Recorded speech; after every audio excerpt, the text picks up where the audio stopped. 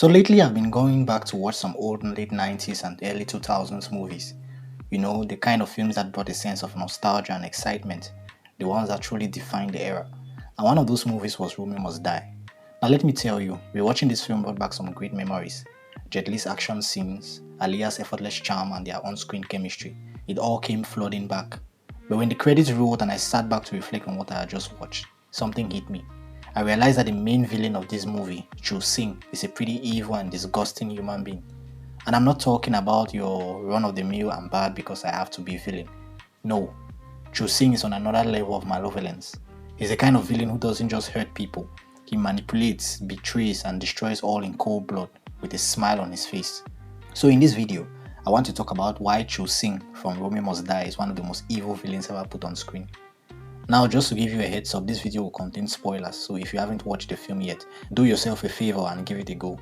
It's worth it, but if you're ready, let's dive into the rotten core of Chu Sing's villainy. For those who need a refresher, Romeo Must Die is a loose reimagining of Shakespeare's Romeo and Juliet, set against the backdrop of two warring families, one African American and the other Chinese, battling for control over waterfront properties in Oakland, California. Our protagonist, Han Sing, played by Jet Li, escapes from a Hong Kong prison after learning that his brother Po has been murdered.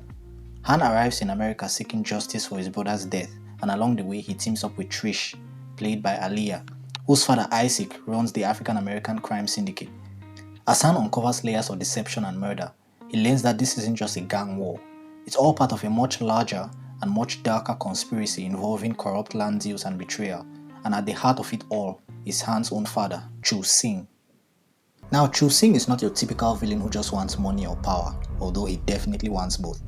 What makes him stand out to me as one of the most evil villains on screen is how far he's willing to go to achieve his goals, and who he's willing to sacrifice along the way.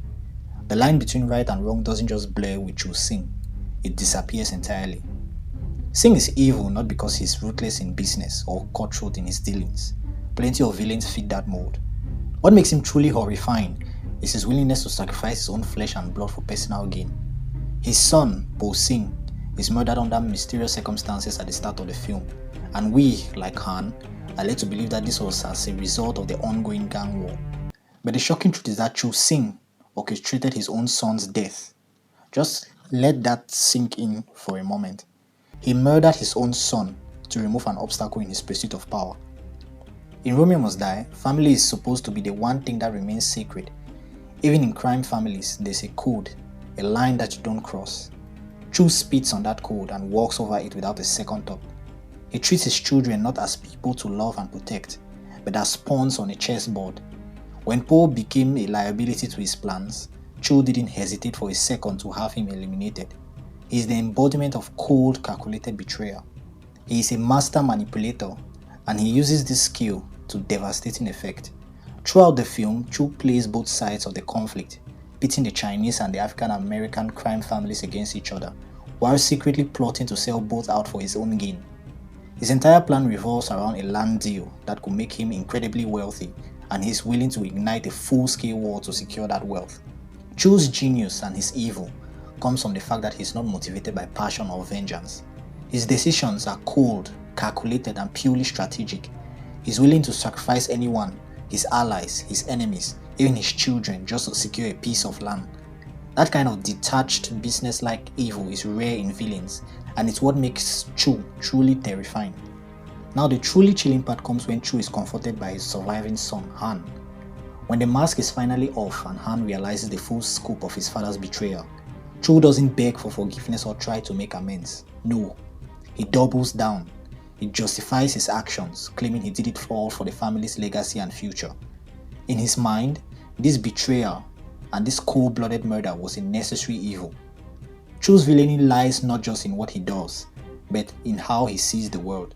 He's so deluded by his own ambition that he genuinely believes that the ends justify the means, even when the means involve killing his own son. He's not just evil because he betrays his family. He's evil because he doesn't even see it as a betrayal. To him, it's just business. In his final confrontation with Han, Chu's death isn't the dramatic, rage-filled end we often see for villains. Instead, it's almost poetic in its coldness. After all the pain and suffering he's caused, Cho faces his death with the same detached calmness he showed throughout the film. It's a fitting end for a man who never showed a shred of genuine emotion. His cold, unfeeling nature is what makes his villainy so effective and so haunting. Chu Sing is one of the most evil villains on screen, not because of how loud or violent he is, but because of how quietly destructive he is. He's not the kind of villain who flies into a rage or acts impulsively. Instead, he calmly manipulates, destroys, and betrays, all in the name of ambition. His betrayal of his own family, his cold calculation, and his complete lack of remorse make him a truly despicable character. But that's just my opinion anyways.